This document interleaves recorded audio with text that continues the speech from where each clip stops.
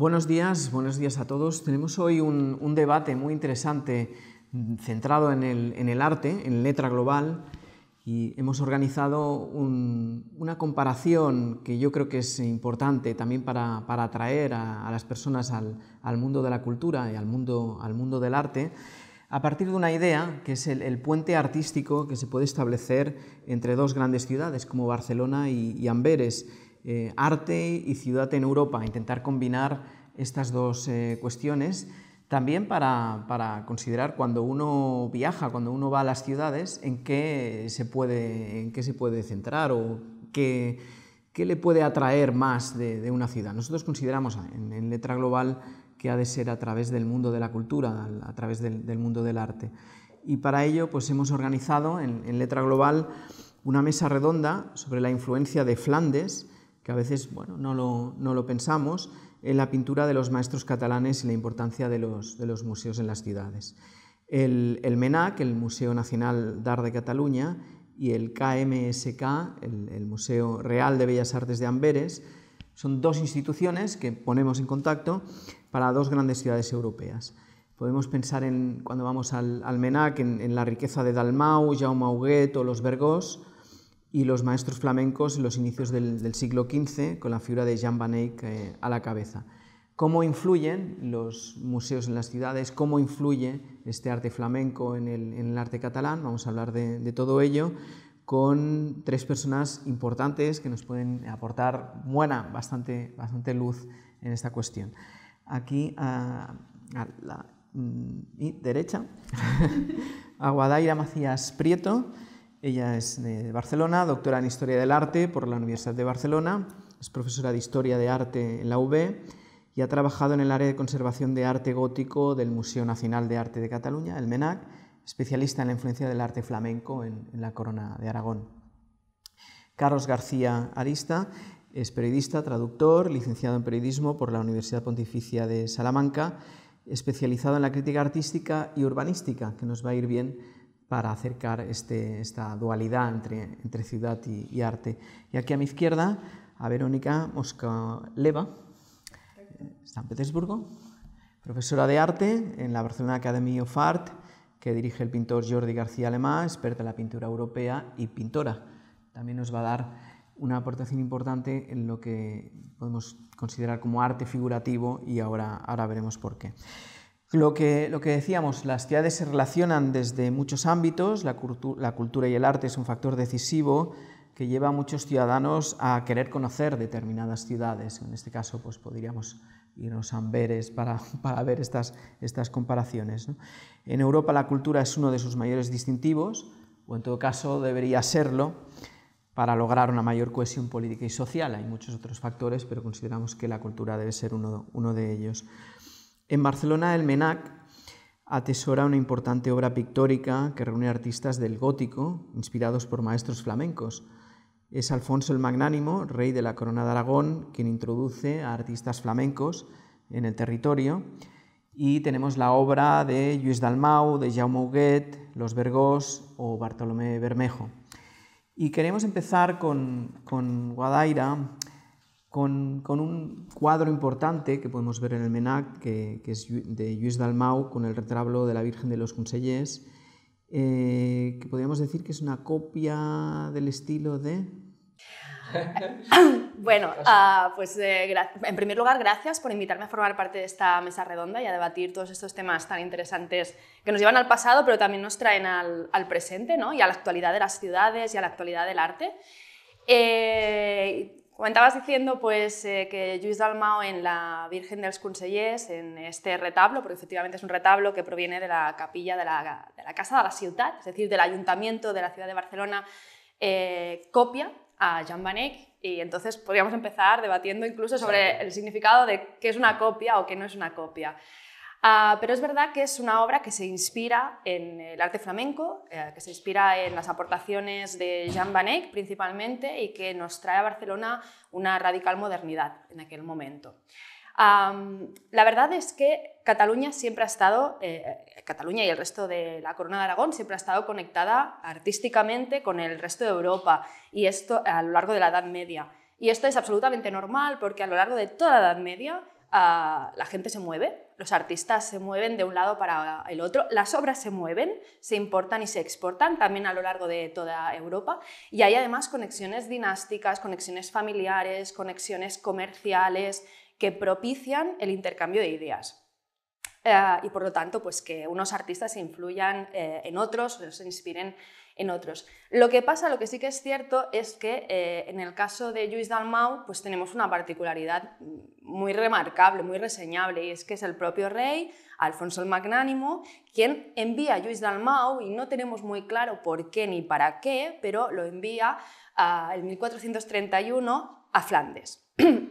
Y en este viaje no sabemos muy bien qué hace y qué no hace, pero lo que sí imaginamos es que conecta con la obra de madurez de Jan van Eyck. Conoce la obra de madurez de Jan van Eyck, es decir, pues, obras como La Virgen del canónigo van der Paele, obras como el conocidísimo políptico del Cordero Místico de la Catedral de Gante, obras como La Virgen de Luca. Todas estas piezas ya estaban pintadas en aquel momento y por lo tanto Lluís Dalmau las pudo ver.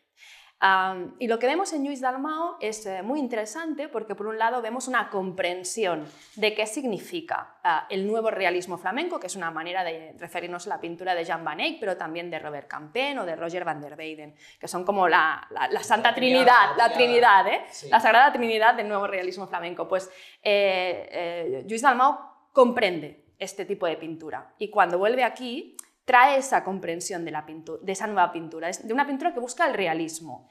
Un realismo que no es mimético, un realismo que es simbólico, un realismo que es teatral, ¿vale? Que no es una copia simple de la realidad, no es un realismo fotográfico, faltan muchos siglos para inventar la fotografía, pero no es un realismo fotográfico.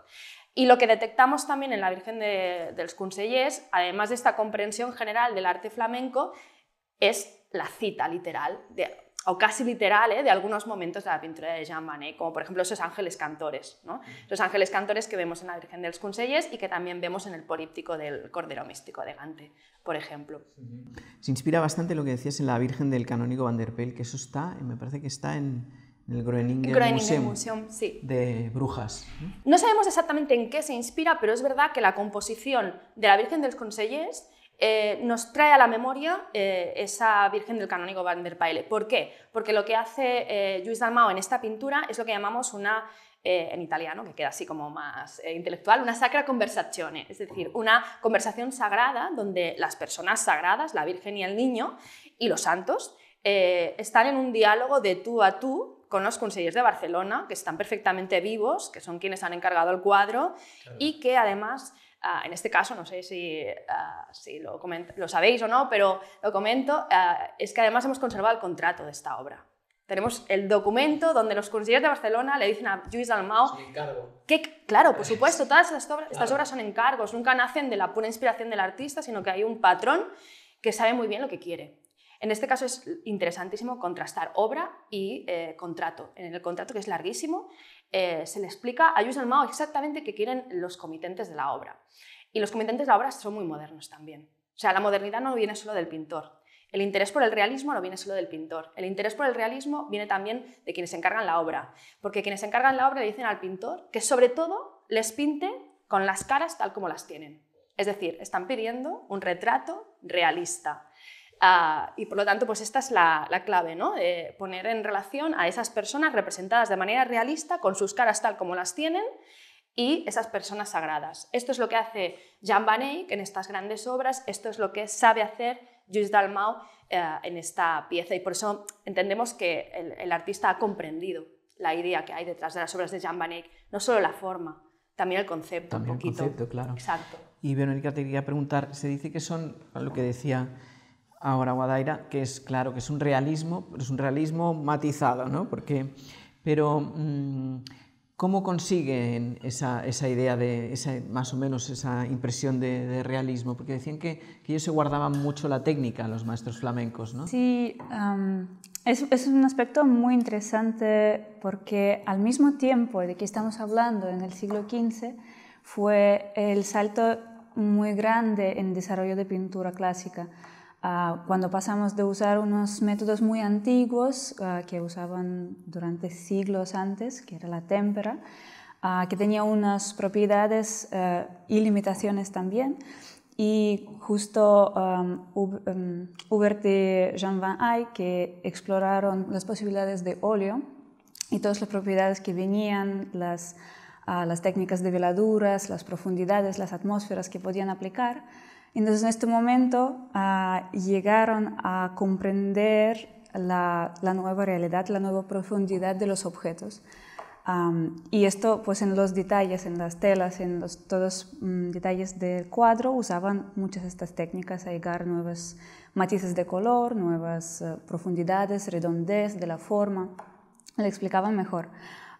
Lo que se trata de realismo de figura humana, en esta época artistas empezaban a tener un entendimiento de cómo es la naturaleza, ¿no? Las ciencias estaban en desarrollo, pues algunos tenían acceso a la anatomía, a los talleres de los médicos, a algunos talleres botánicos, a todo lo que tenía que ofrecer la ciencia al arte. Y esto también facilitó este salto hacia el realismo, ¿no? El más profundo conocimiento de la realidad, más profundo conocimiento de su propia técnica, las posibilidades de óleo, pues que les lleva a tener mejor idea de lo que es la luz y la forma, el claro y el oscuro, cómo se explica la forma tridimensional en una superficie de 2 dimensiones, los estudios de perspectiva, de arquitectura y todo, en lo que podían meter las manos, lo aplicaban, los absorbieron para representar en el arte. Carlos, te quería preguntar, claro, de alguna forma se podría decir que es, bueno, que intentan imitar o hacer ver que es una cosa real. Eso es, en el arte ahora mismo se podría decir que intentamos volver a eso. Las personas queremos ver cosas reales cuando vamos a los museos, es decir, no tanto arte abstracto, sino volver un poco al arte figurativo. Es un poco también ella da clases. Me gustaría mucho saber también. Bueno, yo diría que hay una relación complicada del espectador actual con el concepto de realidad. A mí me recuerda siempre cuando pienso en ello una escena en que Groucho Marx está bailando con una señora y le está ahogando, no puede respirar. Y Groucho dice, señora, si seguimos abrazándonos así terminaremos dándonos la espalda. Y yo creo que con la realidad y el arte hoy pasa algo semejante. El arte, los artistas, el arte contemporáneo, más yo creo del lado de la crítica, de la teoría que del artista, están obsesionados con la parte sociológica de la realidad y terminan dándole la espalda porque el artista no puede interpretar la realidad a base de ideología. Tiene que ser primero artista. Como dijo Jerry Saltz, no trates de cambiar el mundo, deja que tu arte te cambie a ti y después podrás cambiar el mundo. Si es que hace falta, porque esa es otro debate, ¿no? Sobre separado. ¿Qué papel debe ocupar? ¿No? Claro, yo creo que no es tanto que el público pida abstracción o figuración, porque hace muy poco hemos tenido aquí, por ejemplo, la exposición del Museo de Arte Abstracto Español de Cuenca en La Pedrera y el público disfrutaba también viendo esos cuadros. Yo creo que es más dejar la ideología a un lado e interpretar la realidad desde el arte, ofrecer algo tangible al espectador para que disfrute el arte y no convertir, como dice Álvaro Delgado Gal, los museos de arte contemporáneo en contenedores vacíos, obras de arquitectos estrella que realmente después no tienen nada que ofrecer en el interior. Es interesante lo que apuntas, precisamente que aquí, claro, estábamos hablando de esto también por una cuestión excepcional, ¿no? Que hablábamos ahora de este Museo Real de Bellas Artes de Amberes.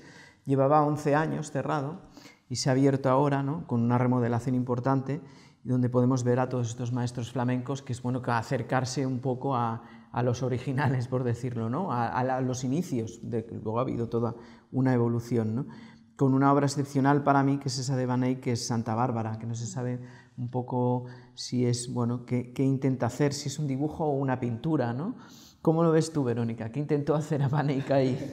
Era una obra inacabada, que se puede ver en este museo de Amberes, que es decir, bueno, yo esto ya lo haré y lo dejo, o no, o era su finalidad era esa, dejarlo de una forma ambigua. he explorado mucho este aspecto porque sé que hay muchas opiniones opuestas sobre qué representa esta obra y por qué está en esta forma, por qué es dibujo, por qué no está en pintura, porque ya tal como es ya impacta y atrae a los observadores de todos los tiempos y de todas las partes del mundo. Entonces quizás ya es válida tal cual, no hace falta ni pintarla. En mi modesta opinión, y al entender cómo trabajaban pintores de esta época, yo personalmente creo que es un dibujo preparación para el cuadro, porque parece mucho a todos los dibujos preparaciones, a los bocetos, a los sketches. Tiene unos trazos que como ayudan a indicar la forma, no son trazos de diseño que luego se espera que el observador verá estos trazos, son trazos para pintor, para que él sepa cómo trabajar luego los valores o la forma o el color que llega después. Entonces, sí, como la obra está inacabada, hay muchas obras inacabadas, hay unas obras de Leonardo da Vinci que tienen la misma cualidad de como sí se explica muy bien la forma, se explica muy bien los pliegues de las telas y como que no ha podido acabar. Y se puede comparar un poquito y se ve que tienen las mismas cualidades. Por eso yo creo que es una... Iba a ser una pintura. Iba a ser una pintura. Como dice Verónica, hay muchas teorías sobre la mesa, y además de historiadores del arte muy reputados que han hecho sus cábalas. Pero yo también lo pienso que hay que atender a dos cosas, a la cuestión técnica, como dice Verónica, tenemos que saber cómo trabajaban los maestros para poder entender qué hacían. Y ahora tenemos cada vez mayor comprensión porque además se están restaurando muchas de las obras de los primitivos flamencos, como es la denominación clásica, de Jan van Eyck en concreto y de Hubert van Eyck también, el políptico del Cordero Místico se ha estado restaurando en los últimos años, se ha aprovechado para hacer reflectografías, radiografías que nos permiten ver qué hay debajo de la pintura y conocer por lo tanto mejor el dibujo y el diseño, y todo concuerda efectivamente. Esto parece un dibujo preparatorio, es muy detallado, aquí hay muchas horas de trabajo. Y aquí viene la segunda cuestión, que es sociológica. Tenemos que entender a los pintores en su contexto. Los pintores flamencos están en una estructura de taller, están en una estructura de producción de taller en la que reciben unos encargos, invierten una serie de horas y de materiales para hacer una obra que les pagan a un determinado precio. No resulta en absoluto lógico, en mi opinión, pensar que un artista gasta una enorme cantidad de horas en una pieza que va a ser simplemente un divertimento suyo. Sí que los artistas hacían dibujos, y por ejemplo, si miramos la trasera de muchos retablos, incluidos catalanes, encontramos esbozos y dibujos interesantísimos, muy libres, muy ágiles, pero son dibujos, son esbozos, no son esta obra perfectamente delineada, perfectamente pensada, donde además, como hablábamos, el realismo, de nuevo, ¿no?, es muy matizable, es realista esta pieza. Nos seduce muchísimo esta idea de la construcción de una torre gótica con todos los obreros y las obreras, porque hay señoras también acarreando piedras, por ejemplo. Nos seduce mucho el realismo de la fisonomía de la santa, pero aquí hay un simbolismo tremendo en todo, en la propia torre, en la posición de Santa Bárbara, en la acción de Santa Bárbara, en la propia arquitectura de la torre, donde vemos esa ventana con 3 vanos que simboliza la Trinidad. Es decir, es un realismo simbólico, muy escenográfico, muy teatralizado. Muy conceptual. Pero es interesante porque vemos ahora, por ejemplo, Carlos, que es decir, qué características podía tener, ¿no?, que se funcionara de esa forma en una ciudad como Amberes, ¿no? También hay la cuestión religiosa ahí, ¿no?, el protestantismo, es una forma de entender también la forma del trabajo distinta a como se entendía aquí, ¿no?, en los países católicos, ¿no? Bueno, en este momento todavía no había una distinción. Claro, todavía no se había producido. No se había producido el cisma.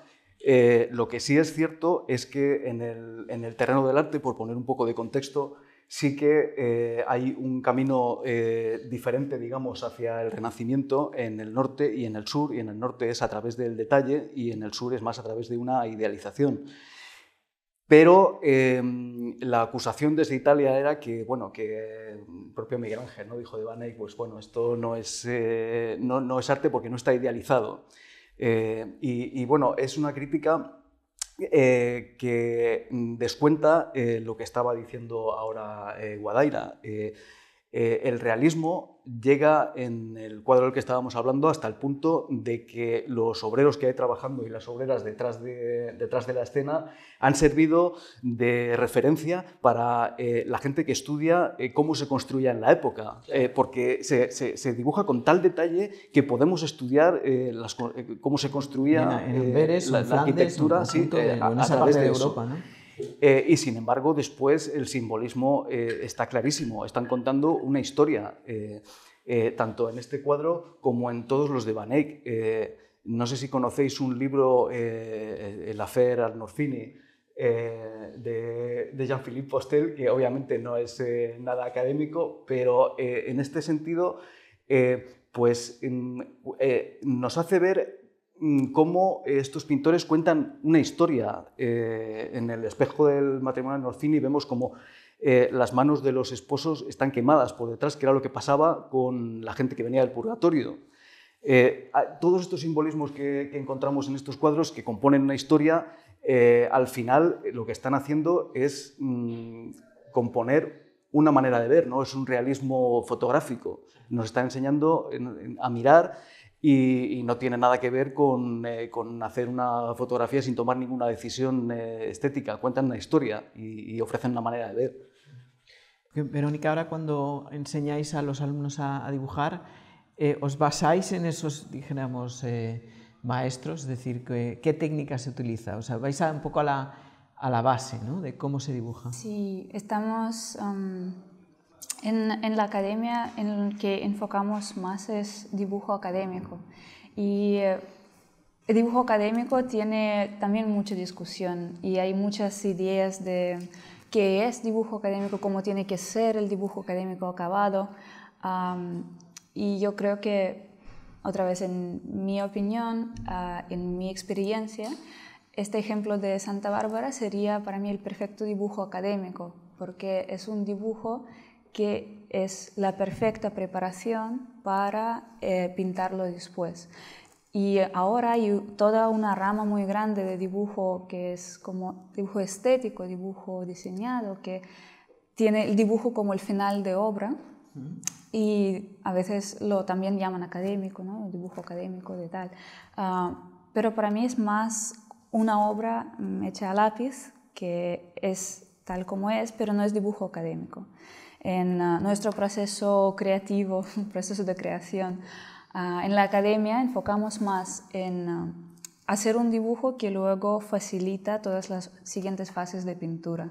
Entonces, aparte de pues, las perfectas proporciones, el gesto, el body type de la modelo del objeto que estamos dibujando,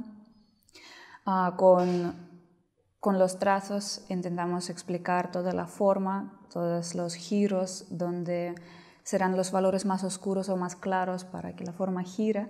Entonces, quizás en esto es lo que más vale, porque saber explicar algo con dibujo te facilita luego pintarlo de una manera más ágil y más rápida, con menos búsqueda de a ver si aquí va este tono o va más claro, por qué no me gira la forma, cómo lo hago girar más. Entonces, el dibujo te marca la sí, es dibujo posterior. Que marca, es dibujo como una herramienta, no tanto como un acabado. Una herramienta, parte de proceso, parte de fórmula que te lleva a los resultados que te has establecido al principio del proceso. Decíamos que, bueno, hablábamos de Van Eyck, que influyó en otros artistas flamencos como Dierik Bouts, que precisamente pues ahora también será objeto de un festival urbano, una exposición en Lovaina, que más o menos en otoño de este mismo año, en el 23. ¿Qué vemos, por ejemplo, en una obra? Claro, vemos las influencias mutuas, ¿no?, de La Última Cena de Bouts, que nos cautiva tanto, que está en la iglesia de San Pedro de Lovaina. ¿Volvemos a ver ahí a los artistas de la Corona de Aragón? Es decir, volvemos a ver... Bueno, claro, Bouts sería, digamos, una segunda generación, ¿no?, de este nuevo realismo flamenco, que la primera generación serían Robert Campin, Roger van der Weyden, Jan van Eyck, simplificando mucho, y de ellos nacen líneas. De Bouts se ha propuesto tanto una conexión con Van Eyck como sobre todo con van der Weyden, porque crean como dos líneas que hacen un camino similar, pero cada uno con particularidades, ¿no? Cada artista también tiene realmente la seva manera de desarrollar pues, estos intereses comunes hacia el realismo, hacia la traducción textural de la realidad, etc.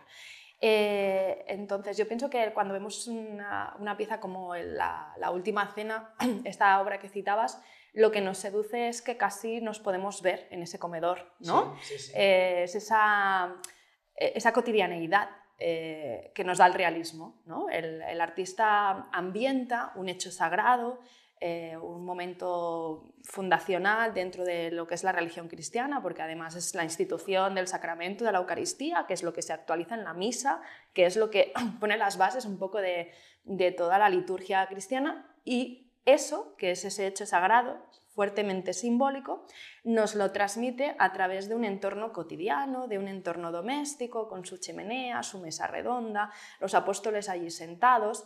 Hay esta sensación, ¿no?, de entrar en una casa de la época, obviamente. Sí. El realismo no llega hasta el punto de irnos a la antigüedad clásica, sino que se ambienta en la época, y esto nos resulta aún hoy muy seductor. De nuevo, indico que es un realismo engañoso, ¿vale? Que hay muchísimos elementos que están puestos ahí para ejercer, para transmitir un mensaje, para vehicular un significado, que no es una pura traducción de una casa de la época, que aquí hay una construcción ideológica y simbólica siempre. Por otra parte, en Boots, además, vemos este realismo muy textural, muy de traducir las maderas, las ropas, la carne, a través de esta técnica de la pintura al óleo que lo permite, como no lo permitía el temple, pero vemos también cómo se va incorporando lo que aportan los artistas del Renacimiento italiano, que es el espacio, que es la construcción arquitectónica. En Jan van Eyck, en Van der Weyden, en Campen, la traducción espacial y arquitectónica es extremadamente intuitiva. En cambio, en Boots ya vemos que ya se incorpora esta idea de la perspectiva. Al final, el Renacimiento italiano y el Renacimiento nórdico van hacia la realidad por caminos que no son exactamente iguales, pero que al final también confluyen, porque es que además los pintores flamencos influyen mucho también en los italianos, en el propio Leonardo, por ejemplo. Y entonces yo creo que esto nos llama mucho, nos seduce mucho, esta idea de introducirnos, ¿no?, en un espacio que percibimos como realista y que si en un segundo momento pues podemos empezar a descifrar, nos seduce también por la cantidad de significados que vehicula. La relación con la Corona de Aragón, bueno, la relación siempre es de ellos hacia nosotros. Sí, sí. Sí. Los artistas en la Corona de Aragón en este momento no diría nunca... en el sentido, perdona, de que vas, los ves y dices, esto ya lo he visto en otro sitio, ¿no? Te vuelves a verte, ¿no? Claro. Nunca son receptores pasivos, ¿eh? Los artistas de la Corona de Aragón que reciben toda esta influencia, por llamarlo de alguna manera, del nuevo realismo flamenco, no se limitan a copiar, no son copistas nunca, sino que reinterpretan, acomodan, domestican, ¿no? Incluso estas cosas que se están investigando en este entorno y las hibridan con su propia tradición. Y esto da lugar a obras también muy singulares. Y es verdad pues, que estas aportaciones las vemos después en pintores de la Corona de Aragón, tanto en una primera generación como un poquito más tarde ya tocando la raya del 1500. Claro, estamos hablando ahora de dibujos, ¿no? Que los dibujos buscando esa inspiración y la conexión que hablábamos al principio entre ciudades. Destaca también otra exposición que nos permite hablar del dibujo, que tendrá lugar a partir de otoño del 23 en Amberes también, con el nombre de Heads, ¿no? Que recoge esa tradición de pintar cabezas, ¿no? Y que podremos ver en Amberes, que un poco sirve como preparación para exposiciones posteriores, ¿no? Es decir, para obras posteriores, entiendo, ¿eh? Y os pregunto, obras de Brouwer, Van Dyck, Rembrandt o Vermeer, ¿no? ¿Qué podemos ver? ¿Cómo se prepara un rostro? Porque tú crees eso, ¿no? Que son lo que vamos a ver son ahí. Estudios. Son estudios. Son estudios, seguramente son estudios.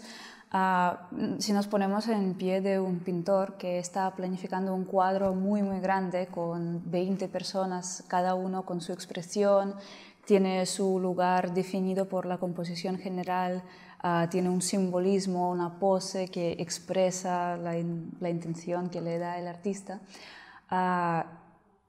Uno tiene que ser genio para poder ir con pincel directamente y pintar todas estas figuras en la posición correcta dentro de un cuadro de 3x2 o más grande. Entonces, los cuadros grandes que valoramos tanto tienen un trabajo enorme detrás, un proceso muy largo, un estudio de miles pequeños dibujos de composición de figuras, estudios de poses de personas. Entonces, cada figura, cada caballo, cada expresión de la cara que vemos en un cuadro importante, probablemente tiene 20 o 50 mini dibujos que lo representan en otras posiciones. Entonces, de estos 50, el artista va a escoger el que mejor sirve para la idea que tiene para el cuadro. Entonces, lo mismo con las cabezas, además que el retrato lleva una importancia propia, ¿no? Que se reconoce la persona, o como que brillan los ojos porque representa la espiritualidad o el sufrimiento. Entonces, los retratos quizás tenían aún más preparación para darle esta fuerza pictórica. Entonces, ¿cómo se dibuja una cabeza? ¿Cómo sería esta cabeza si estuviera en una posición especial, o sería un retrato de perfil o de frente? Empieza con una técnica de blocking, donde el artista pues establecerá posición de las facciones más importantes, como la nariz, los ojos y la boca, el templo, el tamaño general de la cara, pero en la posición que quiere.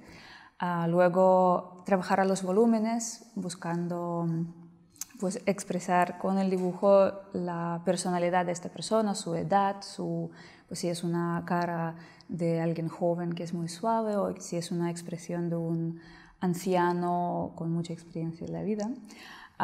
Luego trabajará lo que se llama underpainting, donde hace el mismo estudio de volúmenes, pero con pintura, normalmente monócroma, como con ocre amarillo, o ahora lo hacemos mucho con hambre fresco, no sé cómo se dice. Hay tostada y hay la otra. Como con un pigmento bastante suave y monócromo. Y luego prepara los colores con los que va a pintar, prepara las mezclas antes, ya establecidas según los valores que va a usar en el cuadro, y empieza a pintar pues, varias capas, las mezclas, normalmente son muchas capas, con las veladuras para las partes más profundas, las partes que están en la sombra. Así prepara un retrato. Y tiene sentido hacer este trabajo tan acabado, tan complejo, con todas esas capas, en la obra final. Entonces, estos como bocetos, estos estudios de cabezas, normalmente no tendrán el mismo acabado, serán como estudios al medio de camino, o son solo dibujos y el artista dice, no, esta posición o esta cabeza no servirá para mi proyecto final, o serán como estudios más profundos. Hay algunos que tienen dos cabezas con diferentes expresiones, por ejemplo, una más seria, otra con más esperanza en la mirada. Entonces es momento de jugar con la expresión y estudiar el modelo que está usando. Porque Guadaira, todos estos artistas, ¿cómo van evolucionando? Es decir, ¿cómo podemos apreciar a Brouwer, a Van Dyck o a Rembrandt en función de estas cabezas? Es decir, hay evolución clarísima, ¿no? También de cómo interpretar las... Claro, la verdad es que el tema de la cabeza y el retrato en el arte figurativo y en el arte narrativo es central, es esencial, como decía Verónica. Yo ahora mismo estaba pensando, yo siempre tiro para el lado medieval, ¿no? Estaba pensando en muchos contratos medievales de obra donde se entiende, ¿no?, que la obra medieval se hace en un taller y por lo tanto participan el maestro principal y los aprendices, otros maestros ya más avanzados, etc.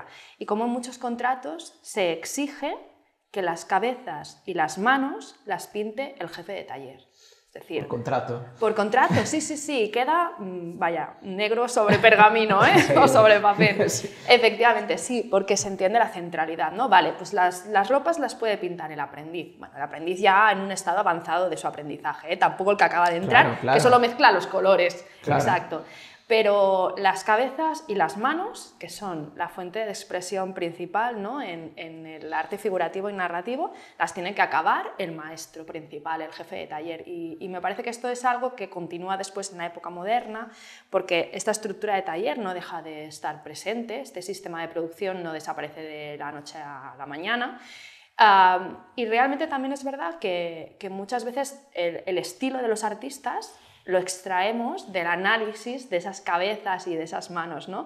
Lo que llamamos el método morelliano, que viene de Gustave Morelli, que era un médico italiano que desarrolló un sistema casi detectivesco para atribuir obras de arte, fijándose en el dibujo de las orejas, en el perfil de las narices, en cómo un maestro pinta el dedo gordo del pie. Bueno, pues este método que todavía usamos los historiadores del arte, que inspiró a Sherlock Holmes, por cierto, lo podemos usar justamente porque efectivamente pues, cabezas y manos, ¿no?, muchas veces son elementos centrales de la composición que permiten discriminar el estilo del maestro, el toque del maestro, sí, y también verificar si a veces hay una evolución en el estilo de este maestro, ¿no? Porque como visitante en museos en lo que nos fijamos, ¿no? Muchas veces en una obra de arte vamos a por el rostro, ¿no? Y a veces... Es curioso que en mis estudios exploramos la importancia del rostro.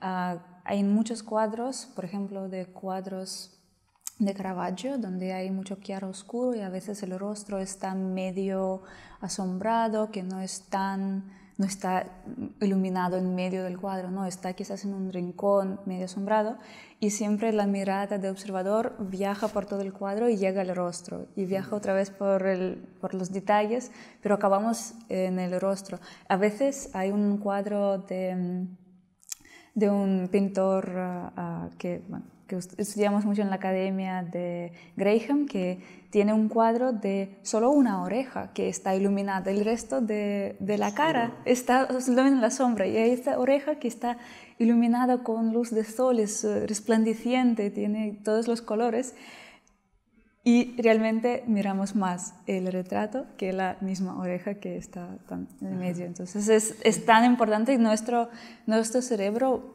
siempre busca las caras, las expresiones. Claro. Es como un patrón que reconocemos mejor que es como otros. Empatizas, ¿no? Empatizas sí. Intentas verte a ti mismo de alguna forma a través de esa cabeza, ¿no? Es la exposición esta que decía. Carlos, ¿cómo influyen al final en este momento, ¿no? Hemos hecho un recorrido, los museos en las ciudades? ¿Pueden ser tan determinantes? Porque a veces uno planea un viaje, pues en este caso pues a Flandes para ver este museo, a Nueva York para ver el MoMA, a París para ver el Louvre, es decir, ¿determinan o deberían determinar más? ¿Y qué evolución se ha producido en eso? Bueno, yo creo que podemos hablar del caso concreto del Real Museo de Bellas Artes de Amberes, porque es un buen ejemplo de lo que puede ofrecer a una ciudad. La reforma, como bien contabas tú antes, ha durado 11 años y se han invertido alrededor de 100 millones de euros. Eso, para ponerlo en perspectiva, tenemos que pensar que la ampliación que está proyectada ahora para el Prado, que es uno de los grandes museos del mundo, va a costar menos de 40. Y es un diseño de Foster que también tiene su magnitud. La colección del Museo de Amberes es la del gremio de artistas de la ciudad, y por lo tanto pues, tiene unos fondos desde el siglo XIV impresionantes, porque la tradición pictórica de Amberes pues, para el tamaño que tiene la ciudad es incomparable. Tenemos la generación de Van Eyck y de Pieter Bruegel, pero después tenemos a Rubens y a su alumno Van Dyck, más adelante a James Ensor, el expresionista, y actualmente a Luc Tuymans, que es digamos, la última generación de estrellas del arte belgas. Todos tienen, aunque Ensor era de Ostende, pero todos tienen una relación muy estrecha con Amberes. Para albergar todo este patrimonio se construyó en el siglo XIX el museo, que es de estilo neoclásico, y que siempre se ha considerado pues un perfecto contenedor de arte, con mucha luz natural y un diseño con planta abierta. Pensado para eso. Eso es. Entonces, el problema es que con el correr del tiempo esta planta abierta se fue cerrando, fue habiendo sucesivas reformas y realmente era muy buena idea el hacer un nuevo edificio. El estudio Kant, que es el que se ha encargado de la reforma, ha utilizado unos enormes espacios que había dentro del edificio para ganar muchos metros y sobre todo para recuperar la luz natural. No sé si habéis visto fotos de la reforma. Tiene unos lucernarios enormes, tiene unos suelos de resina blancos y unas paredes que dan muchísima luz natural y evitan este efecto que nos encontramos muchas veces en los museos de encontrar cuadros magníficos que, sin embargo, si tienen un poquito de barniz o un cristal, ya no se ven. Porque tienen el foco delante. Iluminar. Ya, cuesta muchísimo iluminar. Yo esto lo vivimos cuando remodelamos la permanente de gótico. Cuesta tantísimo iluminar una obra al óleo y barnizada, porque es prácticamente imposible evitar los reflejos. A mí me resulta curiosísimo esta opción por la luz natural y por el blanco, porque creo que en otros contextos se tiende a evitar totalmente. ¿Lo veis positivo? Pues es verdad que se ve en muy pocos otros sitios. Excepto en el arte contemporáneo. En el arte contemporáneo, genial. Pero para el arte histórico, es verdad. A mí me resulta problemático. Habría que ¿Cómo verlo, lo veis? habría que verlo en directo, porque yo todavía no lo he visitado, a ver si es verdad que consiguen lo que el estudio dice que quiere conseguir. Habrá que comprobarlo, porque, sí. Sí. Porque, claro, además... Otra de los criterios que han utilizado y que responde a qué aportan los museos hoy en día es precisamente mezclar arte contemporáneo con arte antiguo. Entonces, ya, bueno, quizá hay veces que los cuadros incluso piden cosas diferentes unos de otros, ¿no? Claro, exacto. Pero en general la idea a mí me parece buena y me parece que aporta mucho a un museo por lo que decíamos, para evitar que se conviertan en contenedores vacíos y han evitado la organización cronológica y encuentras por temas pues pinturas medievales a la vez que pinturas hechas ahora mismo de Ludwig Tiemann o de otros autores contemporáneos. Entonces, yo creo que esto aporta mucho y sobre todo revive la tradición de una ciudad que tiene una historia pictórica larguísima y que quiere seguir dándole vida, no solamente con obras del pasado, sino con autores actuales, y me parece muy buena idea. ¿Quién debe más a quién, por decirlo así, ¿no? Es decir, ¿cómo se establece ese diálogo entre ciudad y museo? Debería ser una relación simbiótica, ¿no? Y debería... De hecho, creo que hay como dos líneas, ¿no? O dos problemáticas diferentes. Una es la actual situación de los museos como centros de ocio y centros turísticos. Esta es la evolución que hemos ido viendo, sobre todo desde los años 90 hasta la actualidad. Como los grandes museos son, sobre todo, un gran foco de atracción para el turismo que viene de fuera. Y esto lo hemos vivido y constatado muy claramente en la pandemia, cuando los museos estaban absolutamente vacíos debido a la ausencia de esta afluencia masiva desde fuera. Y además esto es algo que todos hacemos. Me voy de viaje a la ciudad que sea y miro qué museos tengo que visitar en esa ciudad que sea, aunque luego en mi ciudad jamás pise un museo. Y entonces esta sería la otra línea. Vale, de acuerdo, viajemos, porque como decíamos, ¿no? Así tendemos puentes y creamos lazos y entendemos otros mundos y otras formas de ver las cosas, y es fantástico, pero a la vez, ¿qué redes puede tejer el museo en su propio contexto? Porque eso es lo que lo hace ser algo vivo y algo determinante en la cultura actual. Es decir, los museos no pueden ser lugares muertos que solo reciben afluencia de turismo de fuera, sino que han de ser organismos vivos en su propia comunidad, porque además tienen obras de arte que son referentes de la identidad de esa comunidad. Y esto es algo en lo que en general fracasamos estrepitosamente.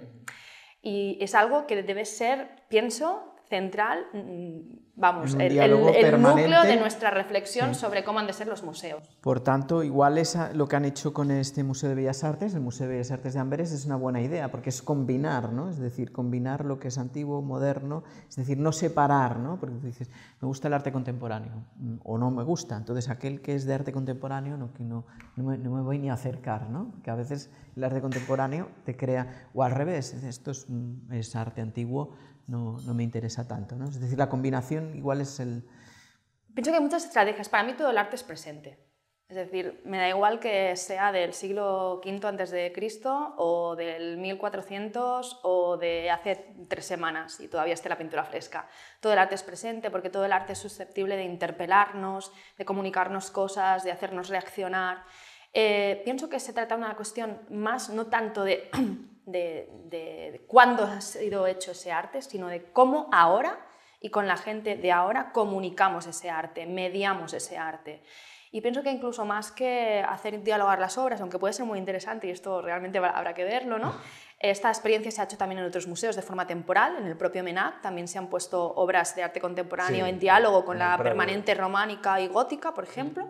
Yo creo que una cosa que es una revulsión muy interesante es la mediación humana, por así decirlo, equipos bien formados de educadores que crean acciones, que generan dinámicas, que hacen ver las colecciones de otra manera y que haya siempre esta fluidez de acciones, de que en el museo pasen cosas, sí, y que tú vayas a ese museo a ver cosas que sea vivo, ¿no? La gestión es fundamental y a veces ni siquiera hace falta complicarse mucho la vida, sencillamente con tener gente allí a quien le guste el arte y que sepa dialogar con el público de arte es una cosa que siempre va a atraer público. Yo siempre pongo el ejemplo de la Fundación Louis Vuitton de París, porque allí yo he tenido esa experiencia de que cualquier guía de un grupo o incluso la gente que está por la sala dialoga contigo de arte y eso termina haciéndote volver y siempre te hace interesante el recorrido.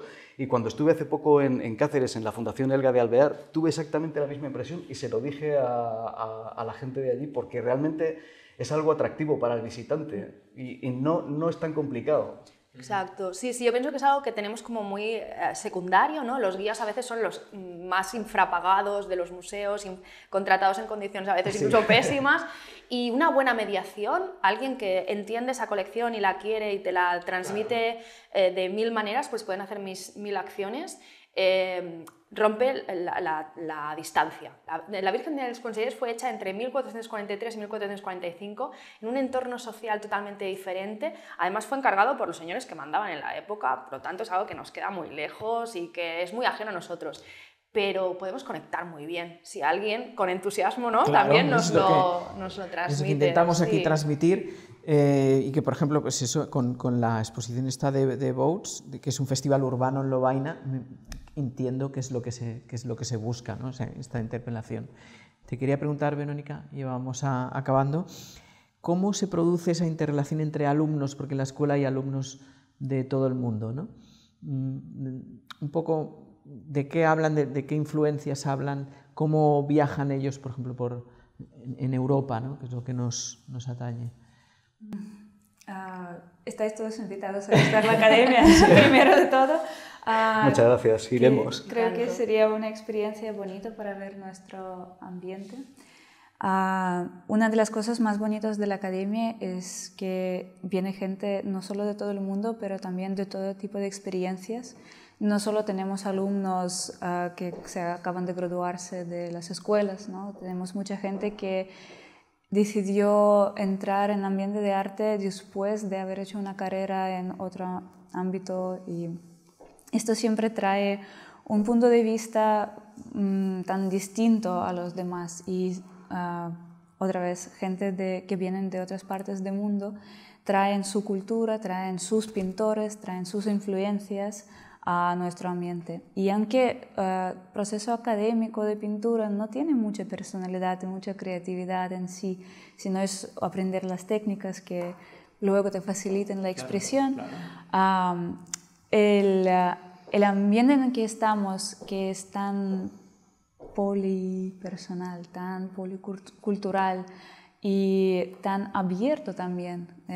Es difícil tener una mente cerrada siendo alumno de una escuela de arte, aunque es una academia que a veces suena aburrido, ¿no? La academia no es una bellas artes, que es más divertido. Más formal, ¿no? Sí, bueno, al final nos vamos juntos a las exposiciones y no solo de MNAC, sino también de uno de cómic o una de las ciencias naturales o todo lo que presenta Caixa Forum, que siempre me sorprende con las exposiciones de Magritte que tuvo.